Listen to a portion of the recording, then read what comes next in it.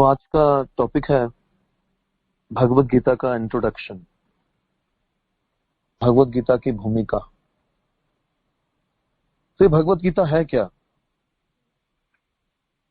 भगवत गीता को गीतोपनिषद भी कहा गया है। भगवत गीता को भगवान कृष्ण ने कुरुक्षेत्र के युद्ध में अर्जुन के सामने गाया था, तो इसे भगवान कृष्ण का गीत बोलते हैं। और ये भगवत गीता सारे वैदिक ज्ञान का सार है।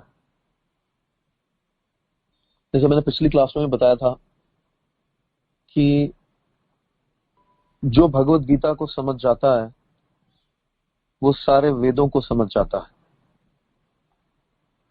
तो इसीलिए ये सारे वैदिक ज्ञान का सार है, क्योंकि वेदों का लक्ष्य है भगवान कृष्ण को समझना। तो भगवत गीता को जो समझ जाता है वो सारे वेदों के अर्थ को समझ जाता है। तो यहाँ पर प्रभुपाद जी बता रहे हैं इंट्रोडक्शन में कि भगवत गीता में कई संस्करण अवेलेबल है पूरी दुनिया में। मतलब आज की तारीख में अगर देखेंगे तो 500 से भी ज्यादा भगवत गीता के ऊपर लोगों ने ट्रांसलेशन और तात्पर्य लिखे हुए हैं। तो पूरी दुनिया में इतने सारे तात्पर्य भगवत गीता के ऊपर, इतनी सारी भगवत गीता के ट्रांसलेशन और कमेंट्रियां अवेलेबल है, तो लोग कंफ्यूज हो जाते हैं कि कौन सी भगवत गीता पढ़ें। भगवत गीता के श्लोक तो वही है, लेकिन जो मीनिंग और ट्रांसलेशन होते हैं वो फर्क हो जाता है। तो ऐसे कई भगवत गीता के ऊपर ऐसे संस्करण अवेलेबल है। तो प्रभुपाद जी बता रहे हैं कि भगवत गीता यथा रूप में और दूसरे संस्करणों में क्या फर्क है। दूसरे संस्करण जो है उसमें जो भाष्यकार है उसने अपने मतों को व्यक्त किया है,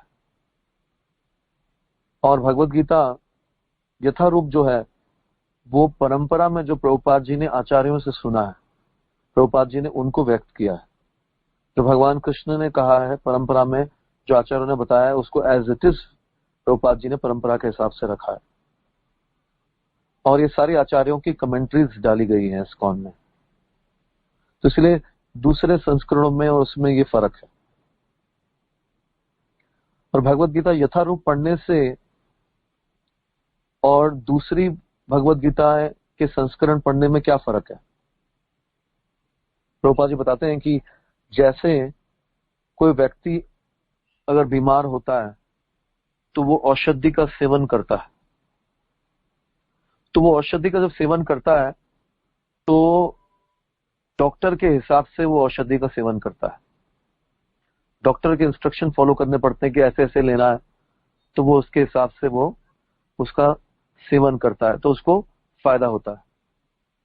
लेकिन अगर वो मनमाने ढंग से औषधि को लेता है तो उसको कोई फायदा नहीं होता। तो यही फर्क है।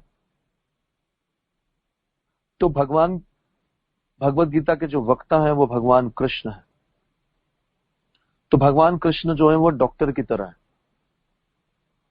और जो भगवत गीता को सुनते हैं या पढ़ते हैं वो पेशेंट है।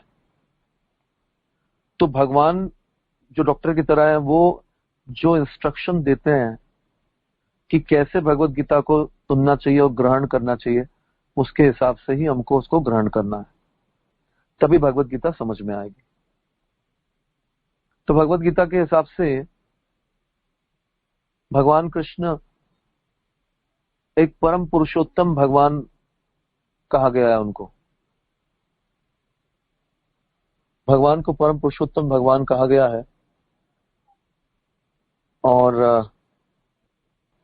तो भगवत गीता के अनुसार भगवान कृष्ण को पूर्ण पुरुषोत्तम भगवान बताया गया है कि भगवान कृष्ण जो है वो सुप्रीम पर्सनालिटी ऑफ गॉडहेड। जितने भी अवतार हैं और जितने भी देवी देवता हैं, भगवान कृष्ण सब उनके आदि हैं, और जितने भी अवतार हैं वो भगवान कृष्ण से ही निकले हैं।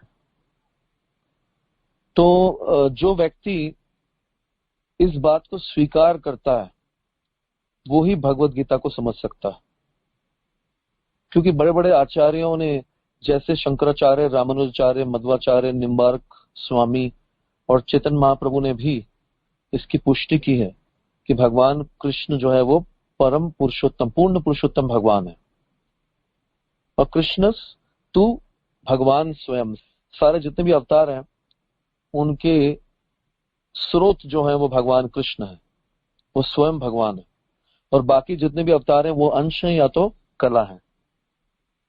और भगवत गीता में ही भगवान बताते हैं भगवत गीता की हिस्ट्री। जैसे मैंने लास्ट क्लास में बताया था कि किस प्रकार से भगवत गीता भगवान ने पहले भी कई बार सुना चुके हैं, ये कोई पहली बार नहीं सुना रहे भगवान। और ये रहस्य जो भगवान ने अर्जुन को क्यों प्रदान किया है, क्योंकि अर्जुन भगवान के भक्त हैं और भगवान के मित्र भी हैं। भगवत गीता में अध्यात्मवादियों की 3 प्रकार की श्रेणियों के बारे में चर्चा की गई है। एक है ज्ञानी, योगी और भक्त। तो जो ज्ञानी होते हैं उनका लक्ष्य होता है निर्विशेषवाद, वो ब्रह्म की पूजा करते हैं। और योगी जो है वो ध्यान करते हैं, उनका लक्ष्य परमात्मा होता है। और जो भक्त हैं वो उनका लक्ष्य जो होते हैं भगवान होते हैं। तो इन 3 प्रकार के अध्यात्मवादियों की भगवत गीता में चर्चा की गई है।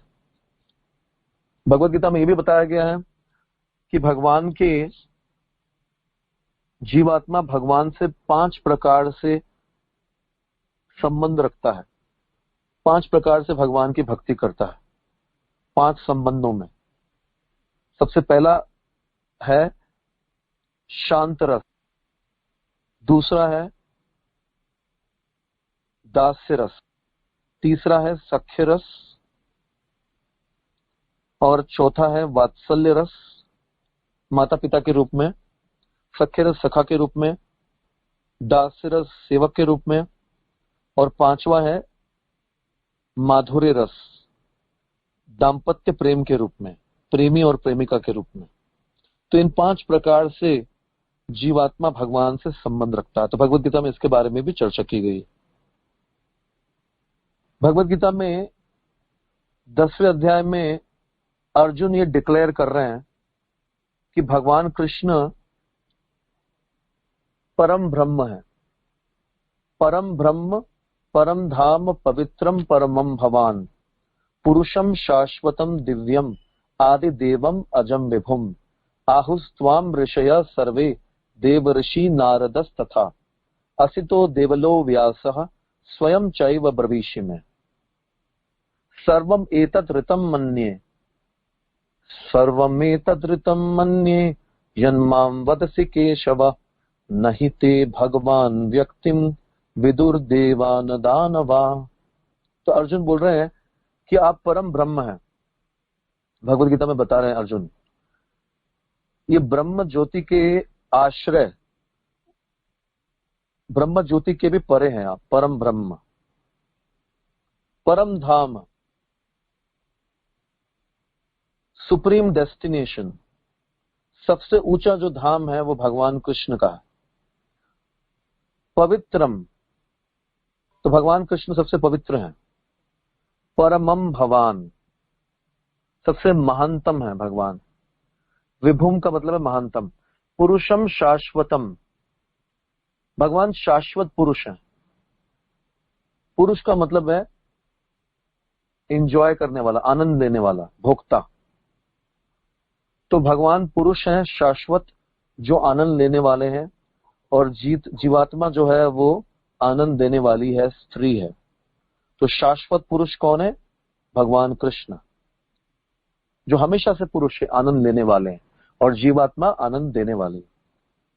दिव्यम आदि देवम अजम विभुम, दिव्य है और देवताओं के भी आदि हैं।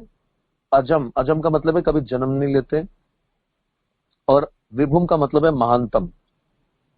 असितो देवलो व्यासः स्वयं चैव ब्रवीषि में। और अर्जुन ये भी बता रहे हैं भगवत गीता में कि ये सिर्फ मैं नहीं बोल रहा हूं, व्यासदेव, असित, ये सारे ऋषि मुनि भी इस बात की पुष्टि करते हैं। सर्वम एतद ऋतम मन्ये यन्माम वदसि केशव। तो आपके व्यक्तित्व को बड़े बड़े देवता भी नहीं समझ पाते हैं, अर्जुन बता रहे हैं, और असुर भी नहीं समझ पाते हैं। तो ये सब अर्जुन ने डिक्लेयर कब किया? 10वें अध्याय में अर्जुन ये सब डिक्लेयर कर रहे हैं। तो ये अर्जुन को पहले से ही पता है। प्रभुपाद जी बता रहे हैं कि असलियत में अर्जुन भगवान के नित्य सिद्ध भक्त हैं। अर्जुन कोई अज्ञानी नहीं है, लेकिन वो एक अज्ञानी का रोल अदा कर रहे हैं। वो अज्ञानी का रोल अदा कर रहे हैं और साधारण जीवात्माओं की तरफ से अर्जुन जो है वो प्रश्न कर रहे हैं एक अज्ञानी बनकर, और भगवान भगवत गीता में उनके प्रश्नों का उत्तर दे रहे हैं। तो अर्जुन के माध्यम से पृथ्वी के सारे जीवों को भगवान संदेश दे रहे हैं, सारे वेदों का। जैसे वैदिक ब्रह्म सूत्र में कहा गया है, अथा तो ब्रह्म जिज्ञासा।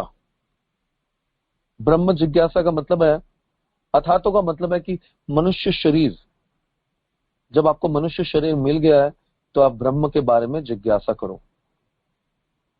तो परम ब्रह्म कौन है? भगवान कृष्ण। अर्जुन बोल रहे हैं कि परम ब्रह्म जो है भगवान कृष्ण। तो भगवान के बारे में जिज्ञासा करनी चाहिए अगर मनुष्य शरीर मिला है तो अर्जुन इसलिए भगवान के बारे में जिज्ञासा कर रहे हैं। तो भगवत गीता में 5 विषयों के बारे में चर्चा की गई है। ईश्वर, जीवात्मा, प्रकृति, काल और कर्म, इनके बारे में, इन 5 विषयों के बारे में भी भगवत गीता में व्याख्या की गई है। भगवत गीता में भगवान ने यह भी बताया है कि भगवत गीता का इंट्रोडक्शन का मतलब है कि भगवत गीता में क्या क्या है, मैं उसके बारे में आज चर्चा करूंगा शॉर्ट में। भगवत गीता में अलग अलग अध्यायों में क्या क्या चर्चा की गई, उन सब के बारे में मैं सार में दूंगा। भगवत गीता के एक अध्याय में भगवान ने प्रकृति के बारे में भी बताया है। भूमि रापो अनलोम वायु खम मनो बुद्धिरेव च अहंकार इति यम में भिन्ना प्रकृतिरष्टदा। तो 8 प्रकार की प्रकृति है भगवान की।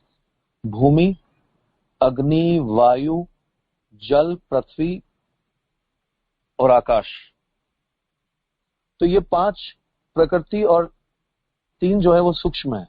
5 जड़ है और 3 सूक्ष्म प्रकृति है। सूक्ष्म प्रकृति में आता है मन, अहंकार और बुद्धि। तो ये 8 प्रकार की भगवान की प्रकृति है। फिर भगवान बताते हैं भगवत गीता में आत्मा के बारे में, अपरयमितस्त्वन्याम जीव भूताम महाबाहु ययेदम धार्यते जगत। पर इससे भी ऊपर एक प्रकृति है जो है जीवात्मा, जो प्रकृति का दोहन करता है, जो प्रकृति को अपने लिए यूटिलाइज करता है, दोहन करता है। तो यह है जीवात्मा। तो जीवात्मा के बारे में भी भगवत गीता में वर्णन किया गया है। भगवत गीता में भगवान ने प्रकृति के 3 गुणों के बारे में भी वर्णन किया गया है, सतोगुण, रजोगुण और तमोगुण।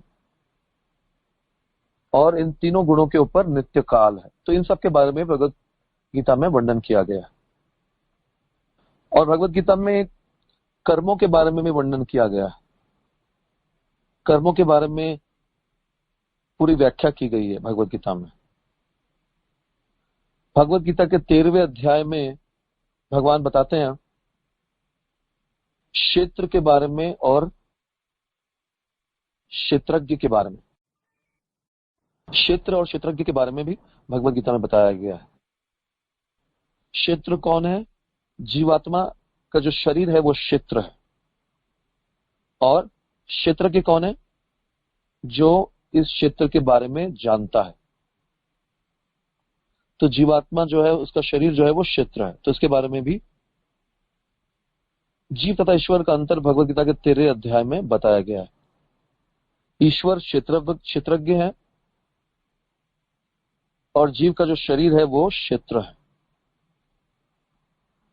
भगवत गीता में भगवान ये भी बता रहे हैं कि ये जो प्रकृति है, कई लोग सोचते हैं कि प्रकृति जो है वो कंट्रोल करती है, लेकिन भगवत गीता में भगवान बता रहे हैं कि प्रकृति के ऊपर भी कोई और है जो कंट्रोल करता है। मयाध्यक्षेण प्रकृति सुयते सचराचरम हेतु नानेन कौन्ते या जगत भी परिवर्तते। तो ये प्रकृति जो है मेरी अध्यक्षता में कार्य करती, ये त्रिगुणात्मक प्रकृति, 3 गुणों वाली प्रकृति मेरी अध्यक्षता में कार्य करती है। तो भगवान इसकी प्रकृति को इंस्ट्रक्शन देते हैं, अकॉर्डिंगली प्रकृति जो है वो काम करती है। तो भगवत गीता का लक्ष्य क्या है? भगवत गीता का लक्ष्य है जीवात्मा को देहात्म बुद्धि से मुक्त करवाना। भगवत गीता का लक्ष्य है जीवात्मा को देहात्म बुद्धि से मुक्त करवाना। देहात्म बुद्धि का मतलब क्या है? मैं और मेरा, मैं, मेरा परिवार, मेरा देश, मेरा घर, मेरे रिश्तेदार, मेरी संपत्ति, सब कुछ मेरा, मैं अमेरिकन, मैं यूरोपियन, तो इसको देहात्म बुद्धि कहते हैं। तो इन देहात्म बुद्धि से मुक्ति दिलाना ही भगवत गीता का लक्ष्य है। तो इसी को मुक्ति कहते हैं। मुक्ति ही अन्यथा रूपम स्वरूपेण व्यवस्थिति। तो अपनी देहात्म बुद्धि से मुक्त होकर शुद्ध चेतना में स्थित होना।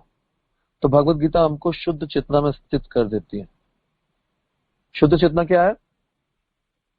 कि मैं भगवान का सेवक हूं, मैं भगवान का दास हूं। जीवेरो स्वरूप होए कृष्णेर नित्य दास। मैं भगवान का सेवक हूं, मैं स्वामी नहीं हूं, मैं भोक्ता नहीं हूं, मैं आनंद लेने वाला नहीं हूं, मैं ईश्वर नहीं हूं। तो ये देहात्म बुद्धि में हमें सोचते हैं कि मैं आनंद लेने वाला हूं, मैं एंजॉयर हूं, मैं मालिक हूं। तो इस मेंटालिटी को खत्म करके हमको शुद्ध बनाती है भगवत गीता। शुद्ध चेतना कि हम आनंद लेने वाले नहीं है, भगवान आनंद लेने वाले, हम सेवक हैं। ये हमारा स्वरूप है। मुक्ति ही अन्यथा रूपम स्वरूपेण व्यवस्थिति। मुक्ति का एक और रूप क्या है? अपने स्वरूप में व्यवस्थित होना, अपने स्वरूप में आ जाना। हमारा स्वरूप है कि हम भगवान के दास हैं। तो अपने आध्यात्मिक स्वरूप के हिसाब से आचरण करना, ये मुक्ति है। अभी हम अपने स्वरूप में नहीं है, अभी हम अपने आप को बॉस समझ रहे हैं, मालिक समझ रहे हैं, ईश्वर समझ रहे हैं, कंट्रोलर समझ रहे हैं। तो जब अपने स्वरूप में हम आ जाते हैं तो हम मुक्त हो जाते हैं देहात्म बुद्धि से। तो ये भगवत गीता का लक्ष्य है कि हमारी चेतना को शुद्ध करना और अपने स्वरूप में व्यवस्थित करना। और शुद्ध चेतना का मतलब क्या है? कि भगवान के आदेश अनुसार कार्य करना। जो भगवान ने भगवत गीता में आदेश दिए हैं, इंस्ट्रक्शन दिए हैं, उसके अनुसार कार्य करना। भगवान ने क्या आदेश दिए हैं भगवत गीता में? मन मना भव मत भक्तो मद्याजी माम नमस्कुरु मामे वैश्यसि सत्यम ते प्रतिजाने प्रियोसि में। अपने मन को मुझ में लगाओ, मेरा भक्त बनो, मद्याजी माम नमस्कुरु, मुझे नमस्कार करो। और मैं आपको ये क्यों बोल रहा हूं? क्योंकि आप मुझे अत्यधिक प्रिय हैं। और भगवान का क्या इंस्ट्रक्शन है भगवत गीता में? सर्वधर्मान परित्यज्य माम एकम शरणम व्रजा। सारे धर्मों को त्याग कर मेरी एक शरण में आओ। अहम त्वाम सर्व पापेभ्यो। किस प्रकार से आना शरण में? जिस प्रकार से व्रज की गोपियां भगवान के शरण में आई। उन्होंने हर प्रकार के धर्मों को, हर प्रकार की, इवन वर्णाश्रम धर्म को भी उन्होंने त्याग दिया। स्त्री धर्म, लोक धर्म, वर्णाश्रम धर्म, हर प्रकार की चीजों को उन्होंने त्याग कर भगवान की शरण में आए। तो व्रज की गोपियों की तरह सर्वधर्मान परित्यज्य माम एकम शरणम व्रजा अहम त्वाम सर्व पापेभ्यो मोक्षयिष्यामि मा शुचा। मैं आपको सारे पापों से मुक्त कर दूंगा अगर इस प्रकार से आप मेरे शरण में आओगे तो। और आपको कोई डरने की आवश्यकता नहीं है। तो ये भगवत गीता का इंस्ट्रक्शन है। और क्या है भगवत गीता का इंस्ट्रक्शन? अंतकाले च मामेव स्मरण मुक्त्वा कलेवरम यह प्रयाति मद्भावम याति नास्तित्र न संशय। अंत काल में जिस प्रकार से तुम स्मरण करोगे उसके अनुसार ही तुमको प्रकृति नया देह प्रदान करेगी। आपके कर्मों के और आपके स्मरण के हिसाब से आपको नया देह, आपकी चेतना के हिसाब से आपको नया देह मिलेगा। तो इसलिए भगवान बोल रहे हैं अंतकाले च मामेव स्मरण मुक्त्वा कलेवरम, इसलिए अंतकाल में आपको मेरा स्मरण करके अपना शरीर को,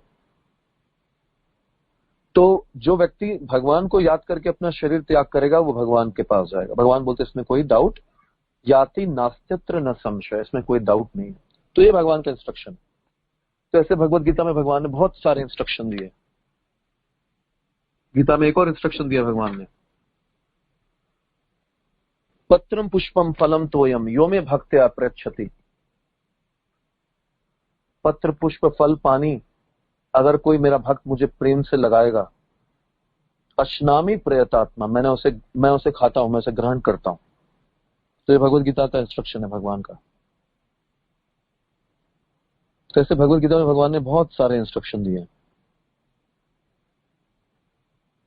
भगवत गीता में भगवान ने देवताओं के बारे में भी चर्चा की है। कामेस्ते हृत ज्ञाना प्रपद्यन्ते अन्य देवता तम तम नियमम आस्थाय प्रकृत्या नियता स्वया। जिनकी बुद्धि भौतिक इच्छाओं द्वारा मारी गई है वे देवताओं की शरण में जाते हैं और वे अपने अपने स्वभावों के अनुसार पूजा के विशेष विधि विधानों का पालन करते हैं। यहाँ यह स्पष्ट कहा गया है कि जो काम वासना द्वारा निर्देशित होते हैं वे भगवान कृष्ण की पूजा न करके देवताओं की पूजा करते हैं। तो यहाँ पे भगवान बता रहे हैं भगवत गीता में कि काम वासना के कारण जिनकी बुद्धि मारी जाती है वो देवताओं की शरण में जाते हैं। अल्प बुद्धि वाले, कम बुद्धि वाले लोग, हृत ज्ञान का मतलब है जिनकी बुद्धि कम है। अल्प बुद्धि, कम बुद्धि वाले लोग वो देवताओं की पूजा जाते हैं। गीता में एक और जगह भगवान बता रहे हैं, यान्ति देव व्रतान देवान पितरन यान्ति पितृव्रता भूतानि यान्ति भूतेज्या मद्याजी यान्ति माम अपि। तो लोग बोलते हैं ना सबको एक ही जगह जाना है, ऐसा नहीं है। भगवान गीता में बता रहे हैं सबको एक ही जगह नहीं जाना, जो जिसकी पूजा करेगा वो उसके पास जाएगा। इस श्लोक में भगवान बता रहे हैं यान्ति देव व्रतान देवान, जो देवताओं की पूजा करता है वो देवताओं के लोकों में जाता है। पितरन यान्ति पितृव्रता, पितरों के पास जाता है। भूतानि यान्ति भूतेज्या, वो भूतों के पास जाता है जो भूतों की पूजा करता है। यान्ति मद्याजी मामपि, जो मेरी पूजा करता है वो मेरे लोक में आता है। तो हमको भी डिसाइड करना है कि हमको कहाँ जाना है। हर आदमी जिसकी पूजा करता है अकॉर्डिंगली उनके लोकों में जा रहा है। भगवान क्लियरली बता रहे हैं यहाँ पर, लेकिन फिर भी हम लोग मूर्ख बन के सोचते हैं कि सब एक ही जगह जाएंगे, सब रास्ते एक ही जगह ले आएंगे। सब रास्ते की जगह नहीं जा रहे हैं, गीता में बताया भगवान ने। तो गीता में इसके बारे में भी भगवान ने चर्चा की है। गीता में भगवान एक अध्याय में बता रहे हैं कि संसार में पिता, सब संसार में सारी योनियों का पिता मैं ही हूं। सर्व योनिषु कौन्तेय अहम बीज प्रदा पिता, सारी योनियों का बीज प्रदान करने वाला पिता मैं ही हूं। एक और जगह भगवान कृष्ण बता रहे हैं पितामहस्य जगतो माता धाता पितामह, पूरे जगत के दादा, माता, पिता, धाता, पालने वाला सब कुछ मैं ही हूं। गीता में एक जगह पर, एक अध्याय में भगवान बता रहे हैं अपने लोक के बारे में, अपने वैकुंठ और गोलोक के बारे में भी भगवान चर्चा कर रहे हैं भगवत गीता में। न तद्भासयते सूर्यो न शशांको न पावकः यद गत्वान अनिवर्तन्ते तद्धाम परमम मम। न तद्भासयते सूर्यो, वहां पर सूर्य की आवश्यकता नहीं है, न चंद्रमा की आवश्यकता है, न वहां पर अग्नि की आवश्यकता है। यद गत्वान अनिवर्तन्ते, और जो वहां पर एक बार चले जाता है वो फिर वापस नहीं आता। तद्धाम परमम, ऐसा मेरा परम धाम है जहां पर जो एक बार चले जाता है वो वापस इस धरती पर नहीं आता। तो इसके बारे में भगवत गीता में भगवान बता रहे हैं। भगवत गीता में भगवान भक्ति के बारे में बताते हैं। अर्जुन प्रश्न करते हैं भगवान से कि जो भक्ति में लग जाते हैं और एक बार वो भक्ति शुरू कर लेते हैं और अगर वो भक्ति से गिर जाते हैं तो उनका क्या परिणाम होता है। तो भगवान इसके बारे में बताते हैं कि भक्ति में लगने वालों का कभी भी नुकसान नहीं होता। नेह अभिक्रमण नाशोस्ति प्रत्यवायो न विद्यते स्वल्पम अपयस्य धर्मस्य त्रायते महतो भयात। जो नेह अभिक्रम, जो इस क्रम में लग जाता है, उसका कभी नाश नहीं होता।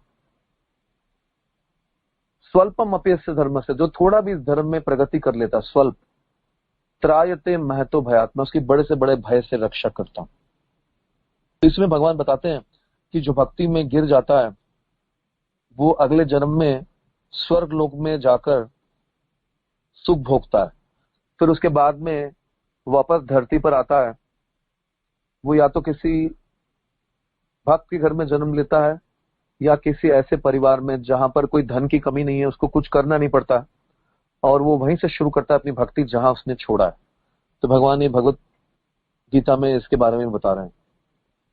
भगवत गीता में भगवान 15वें अध्याय में इस भौतिक संसार के बारे में बताते हैं कि ये भौतिक संसार और आध्यात्मिक संसार में क्या फर्क।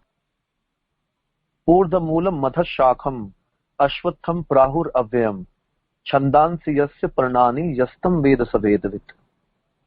तो ये भौतिक जगत का वर्णन जैसे कोई नदी के किनारे कोई पेड़ हो, तो पेड़ की जो छाया पड़ती है नदी में, तो पेड़ की छाया उल्टी नजर आती है, उसकी जड़ें ऊपर नजर आती है और तना और शाखाएं नीचे की तरफ नजर आती, तो पेड़ उल्टा नजर आता है नदी में। तो भगवान बता रहे हैं कि जो भौतिक संसार है वो उल्टा है। ऊर्ध्व मूलम, उसकी मूल जो है वह ऊपर की तरफ है और शाखाएं नीचे की तरफ है।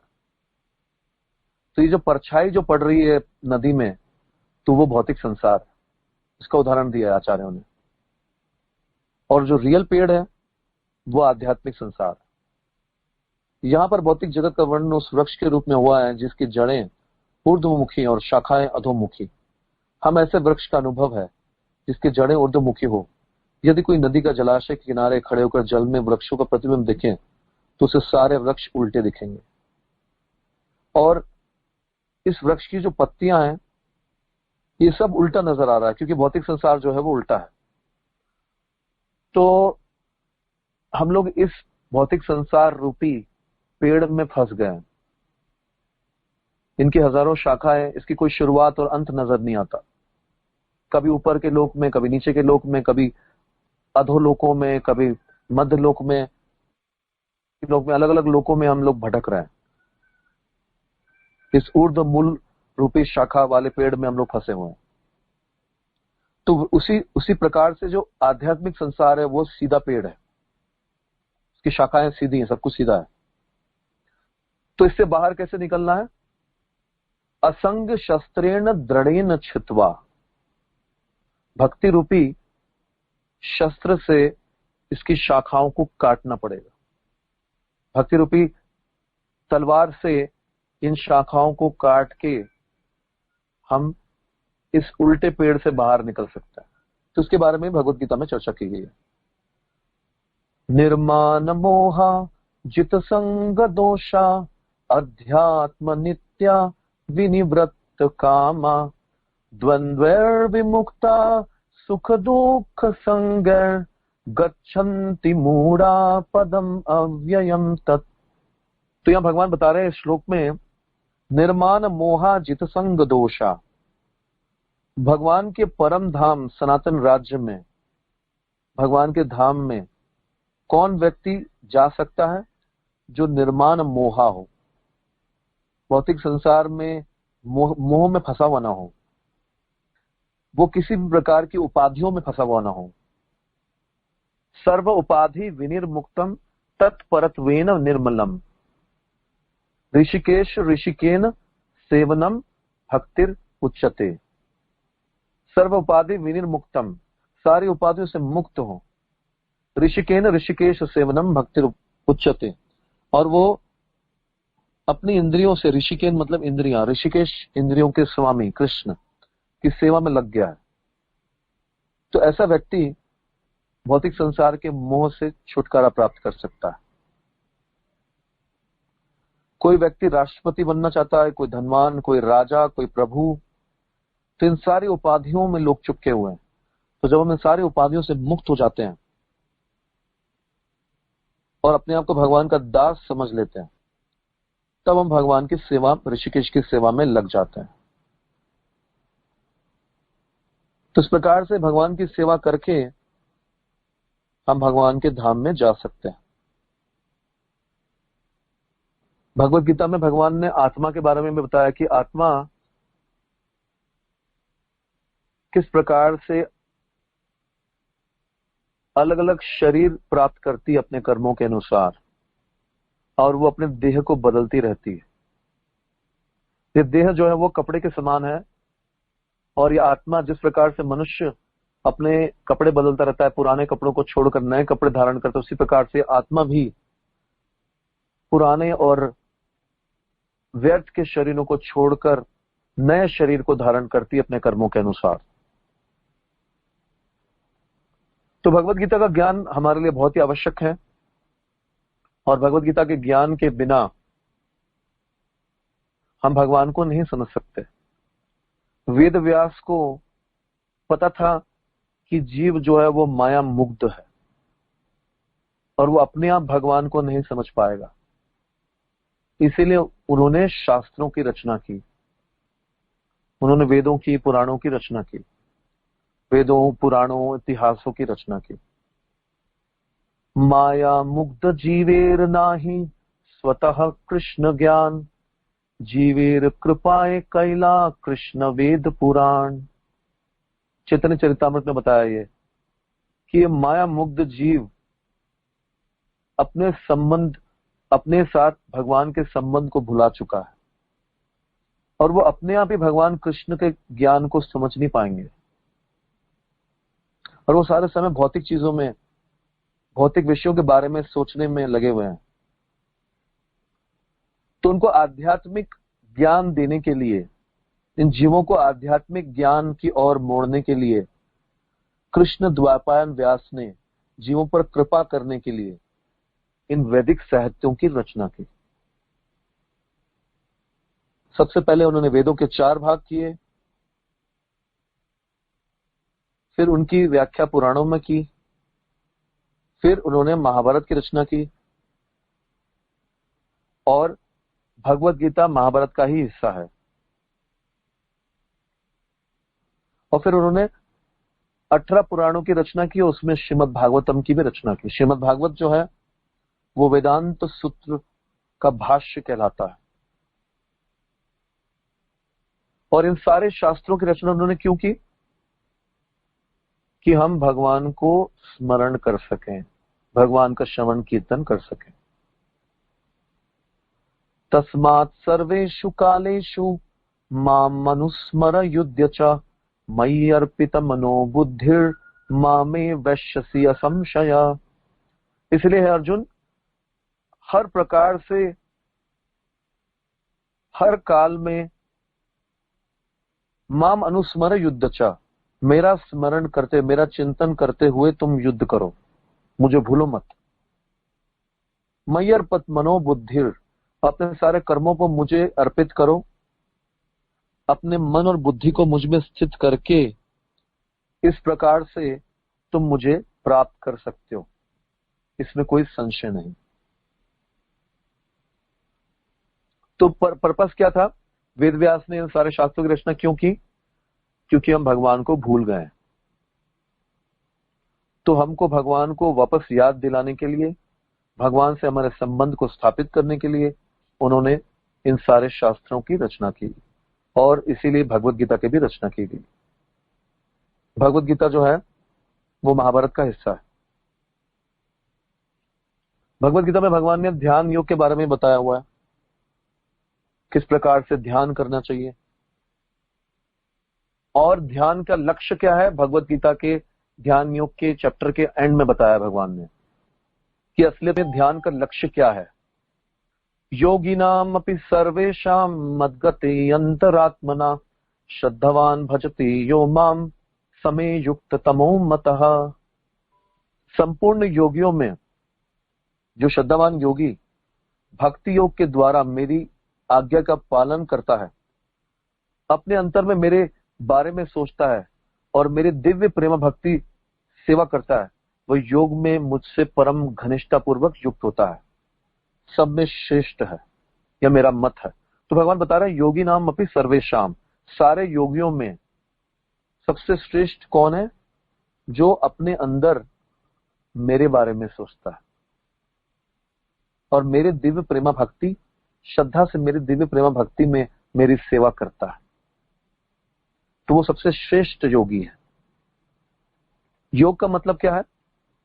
भगवान से जुड़ना। योग का मतलब है, संस्कृत शब्द का मतलब है जोड़ना। तो जो भगवान से जुड़ा हुआ है और भगवान के बारे में हमेशा चिंतन करता है, तो वही योगियों में सबसे श्रेष्ठ योगी है। ये भगवान बताते हैं भगवत गीता में। भगवत गीता में भगवान ये भी बताते हैं कि भगवत गीता का ज्ञान कोई भी व्यक्ति भगवत गीता के ज्ञान समझ सकता है। ऐसा नहीं है कि सिर्फ राजा लोगों के लिए है। माम ही पार्थ व्यपाश्रित्य ये अपि स्यु पाप योनया स्त्रियो वैश्यास तथा शूद्रास ते अपि यान्ति पराम गतिम किम पुनर्ब्रह्म ब्राह्मण पुण्या भक्त राजरशस तथा अनित्यम असुखम लोकम इमम प्राप्य भजस्व माम। तो भगवान गीता में बताते हैं कि वैश्य, पतित, पतिता स्त्री, अधम योनि लोग भी भगवान को प्राप्त कर सकते हैं। तो कोई भी भगवत गीता का अध्ययन करके भगवान को प्राप्त कर सकता है। जैसे एक ब्राह्मण था, लेकिन वो ब्राह्मण जो है पढ़ा लिखा नहीं था, साउथ इंडिया में। तो चैतन्य महाप्रभु एक बार गए वहां पर, तो उन्होंने देखा कि ये ब्राह्मण भगवत गीता को पढ़ने की कोशिश कर रहा है और भगवत गीता को उल्टा पकड़, और दूसरे सारे ब्राह्मण जो है उसकी हंसी उड़ा रहे हैं कि देखो इसको भगवत गीता पढ़ना भी नहीं आती। तो चैतन्य महाप्रभु पूछते हैं कि ब्राह्मण, मुझे लगता है कि तुम भगवत गीता को पढ़ने की कोशिश कर रहे हो, लेकिन आप पढ़ नहीं पा रहे हो, फिर आप रो क्यों रहे हो? आपके आंखों से आंसू क्यों निकल रहे हैं?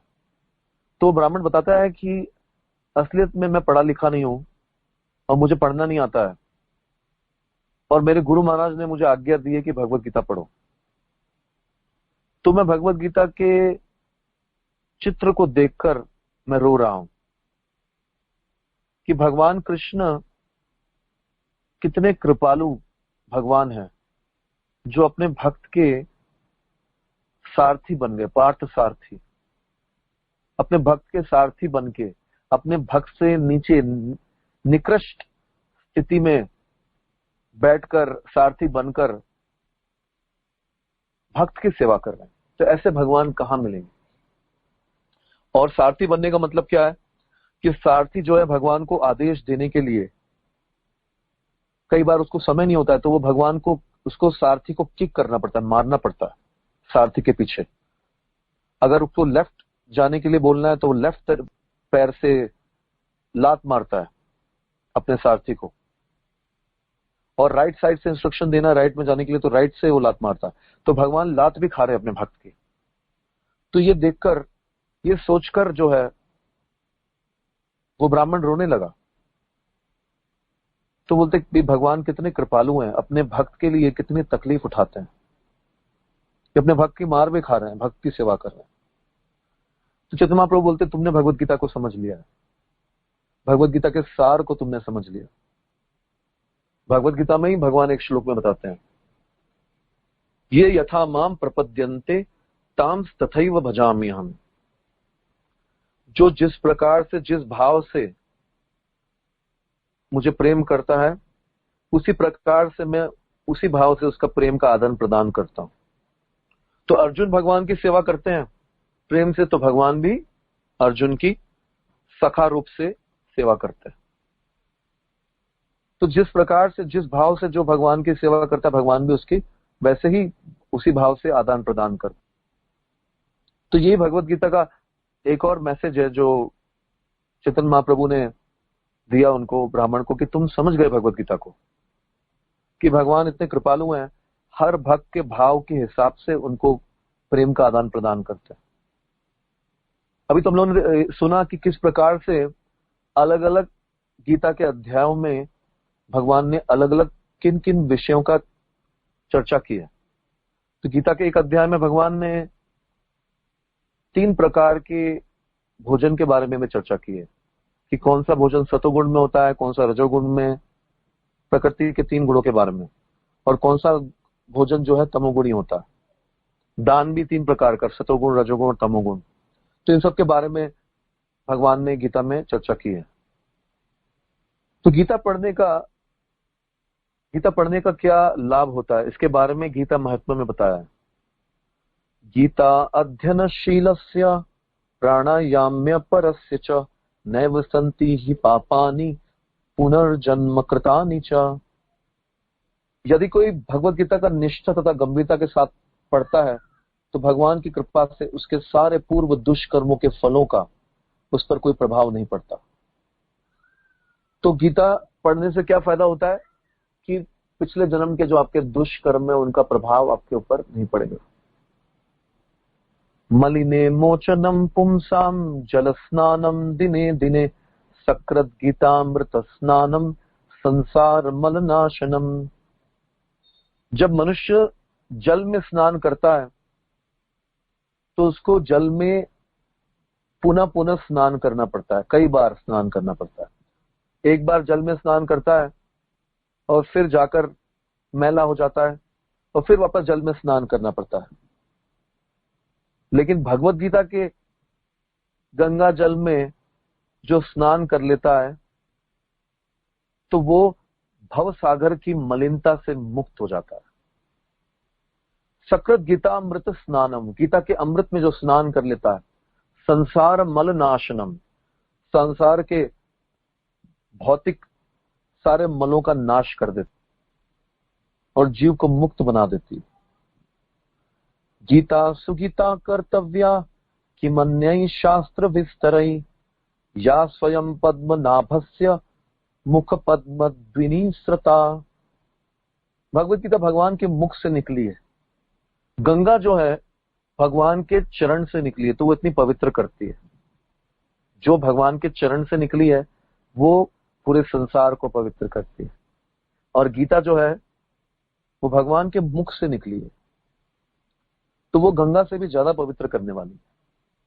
तो फिर किसी को क्या कोई और शास्त्र पढ़ने की क्या आवश्यकता है? तो इतनी पवित्र करने वाली चीज है भगवत गीता। तो इसे ध्यान पूर्वक भगवत गीता का श्रवण और पठन करना चाहिए। तो वर्तमान समय में हमारे पास इतना समय भी नहीं है कि हम इतने सारे वेदों को, इतने सारे पुराणों को, इतने सारे शास्त्रों को, इतने 108 उपनिषदों को पढ़ पाए। तो इसीलिए गीता उपनिषद, भगवत गीता जो सारे वैदिक ग्रंथों का सार है, इसको पढ़ने से हम सारे शास्त्रों को पढ़ लेंगे। भारतामृत सर्वस्वम विष्णु वक्त्रद्विनिसृतम गीता गंगोदकम पित्वा पुनर्जन्म न विद्यते। जो गंगा जल पीता है उसे मुक्ति मिलती है, अतः उसके लिए क्या कहा जाए जो गीता भगवत गीता का अमृत का पान करता है। भगवत गीता महाभारत का अमृत है और इसे भगवान कृष्ण ने स्वयं सुनाया है। भगवत गीता भगवान के मुख से निकली है और गंगा भगवान के चरण कमलों से निकली है। निसंदेह भगवान के मुख तथा चरणों में कोई अंतर नहीं है, लेकिन निष्पक्ष अध्ययन से हम पाएंगे कि भगवत गीता गंगा जल की अपेक्षा अधिक महत्वपूर्ण है। तो प्रभुपाद जी बता रहे हैं कि भगवत गीता गंगा जल से भी ज्यादा पवित्र करने वाली है। क्यों? भगवत गीता का पाठ करने से, गंगा में नहाते हैं तो उनको पापों से मुक्ति मिलती है, लेकिन पाप करने की प्रवृत्ति खत्म नहीं होती। लेकिन भगवत गीता का पाठ करने से पाप करने की प्रवृत्ति भी खत्म हो जाती है, वो ज्यादा पवित्र करती है। तो वापस पुनः पुनः पाप नहीं करते। इतने सारे लोग, पूरी दुनिया के लोगों ने श्रील प्रभुपाद जी की भगवत गीता यथारूप पढ़ी और उन्होंने भी पाप करने की प्रवृत्ति खत्म हो गई। जैसे उदाहरण देता हूं, एक बार क्या हुआ कि यूरोप कंट्री में हरे कृष्ण वालों की एग्जीबिशन लगी हुई थी, मेला था, तो वहां पर बुक स्टॉल था, तो बुक स्टॉल में भगवत गीता और बहुत सारी बुक्स थी। तो वहां पर 3 चोर घुसे उस मेले में। तो इन तीनों चोरों ने ढूंढा चोरी करने के लिए कुछ चीज, तो उनको कुछ मिला नहीं। तो उन्होंने स्टॉल पे देखा कि भगवत गीता पड़ी है, तो इन तीनों ने एक एक भगवत गीता चुरा ली और फिर उन्होंने घर पे ले गए और भगवत गीता को पढ़ने लगे। तो भगवत गीता को पढ़ने से, प्रभुपाद जी की भगवत गीता पढ़ने के बाद में तीनों भक्त हो गए, तीनों भक्त बन गए, तीनों 16 माला करने लग गए, 4 नियम पालन करने लग गए, और तीनों ने जय पताका महाराज से दीक्षा ले ली, इस्कॉन में गुरु से दीक्षा ले ली। तो इस प्रकार से पाप करने की प्रवृत्ति भी इनकी खत्म हो गई भगवत गीता पढ़ने से। तो ऐसे बहुत सारे उदाहरण हैं। भगवत गीता जो है वो गंगा से भी ज्यादा पवित्र करती है। सर्वोपनिषदो गावो दुग्धा गोपाल नंदना पार्थो वत्स सुधीर भोक्ता दुग्धम गीतामृतम महत। यह गीतोपनिषद, भगवत गीता जो समस्त उपनिषदों का सार है, गाय के तुल्य है, और ग्वाल बाल के रूप में विख्यात भगवान कृष्ण इस गाय को दूह रहे हैं। तो भगवत गीता क्या है? ये गाय के समान है, और भगवान कृष्ण इस गाय को दूह रहे हैं, गाय का दूध निकाल रहे हैं। और अर्जुन कौन है? बछड़े के समान है। और सिर्फ अर्जुन नहीं, जितने भी सारे भक्त हैं, विद्वान हैं, ये सारे के सारे अर्जुन के समान बछड़े हैं जो इस अमृत में दूध का पान कर रहे हैं। तो भगवान दूध निकाल रहे हैं और हम इस दूध का पान कर रहे हैं, बछड़े के समान है। और भगवत गीता क्या है? गाय है जो अमृतमय दूध दे रही है। एकम शास्त्रम देवकी पुत्र गीतम एको देवो देवकी पुत्र एव एको मंत्र तस्य नामानि यानि कर्मापि एकम तस्य देवस्य सेवा। तो ये बताया हुआ है कि कई लोग चाहते हैं कि संसार में कोई एक ही व्यक्ति की पूजा की जाए, और एक ही मंत्र हो, एक ही शास्त्र हो, और एक ही कर्म हो। क्यों? कई लोग बोलते हैं कि अलग अलग क्यों हो, सब कुछ अलग अलग क्यों हो रहा है? तो ये एक ही अगर करना है तो एक चीज क्या है संसार में? सबसे उत्तम शास्त्र क्या है? देवकी पुत्र गीतम। एकम शास्त्रम देवकी पुत्र गीतम। संसार में अगर एक ही शास्त्र सबसे उत्तम हो तो कौन सा है वो? भगवत गीता, देवकी पुत्र का गीत। अगर एक ही देव हो तो कौन है वो देव? जिसकी पूजा देवता भी करते हैं, मनुष्य भी करते हैं, यक्ष भी करते हैं, किन्नर भी करते हैं, सब करते हैं, राक्षस भी करते हैं। तो वो देवता कौन है? एको देवो देवकी पुत्र एव, देवकी के पुत्र भगवान कृष्ण। एको मंत्र तस्य नामानि यानि। और एक ही मंत्र हो तो कलयुग में एक ही मंत्र है, हरे कृष्ण कृष्ण कृष्ण हरे हरे, हरे राम राम राम हरे। तो कलयुग के लिए एक ही मंत्र है। ब्रह्मा जी ने बताया नारद मुनि को, इति षोडशकम नाम नाम कलि कल्मष नाशनम नातः परतरोपाय सर्व वेदेषु दृश्यते कर्मापि एकम तस्य देवस्य सेवा। और एक ही कर्म, एक ही काम है संसार में, और कोई काम नहीं है, भगवान कृष्ण की सेवा। इससे बढ़कर और कोई काम नहीं। कई लोग सोचते हैं कि ये भगवान कृष्ण के भक्त, इनके पास क्या कोई काम नहीं है, ये सारे काम यही करते हैं। लेकिन शास्त्रों में बताया हुआ है कि सबसे बड़ा काम इस संसार में यही है, भगवान कृष्ण की सेवा करना। इससे बड़ा कोई और काम नहीं। तो ये भगवत गीता का ज्ञान भगवान कृष्ण से आती हुई ब्रह्म गौड़े संप्रदाय, ब्रह्म गौड़े मध्व संप्रदाय में हमको मिला है, गुरु परंपरा में। और इस परंपरा में कृष्ण के बाद में 32 गुरु हुए हैं। पहले गुरु कृष्ण के बाद में ब्रह्मा, नारद, वेदव्यास, मध्व, पद्मनाभ, नरहरि, माधव, अक्षोभ्य, जयतीर्थ, ज्ञान सिंधु, दयानिधि, विद्यानिधि, राजेंद्र, जयधर्म, पुरुषोत्तम, ब्रह्मण्य तीर्थ, व्यास तीर्थ, लक्ष्मीपति, माधवेंद्रपुरी, ईश्वरपुरी, श्री चैतन्य महाप्रभु, रूप सनातन गोस्वामी, रघुनाथ जीव, कृष्णदास गोस्वामी, नरोत्तम दास ठाकुर, विश्वनाथ जी ठाकुर, जगन्नाथ दास बाबाजी महाराज, भक्ति विनोद ठाकुर, गौर किशोरदास बाबा जी महाराज, भक्ति सिद्धांत सरस्वती ठाकुर और एसी भक्ति वेदांत स्वामी प्रभुपाद। तो ये 32 गुरुओं की परंपरा, और प्रभुपाद जी के बाद में उनके कई शिष्य। तो ये परंपरा चली आ रही है भगवान कृष्ण से 5000 साल से। इसी परंपरा में इस भगवत गीता का ज्ञान हमको मिल रहा है। तो यह भगवत गीता का इंट्रोडक्शन। तो मैं अभी यहाँ अपने प्रवचन को विराम देता हूं।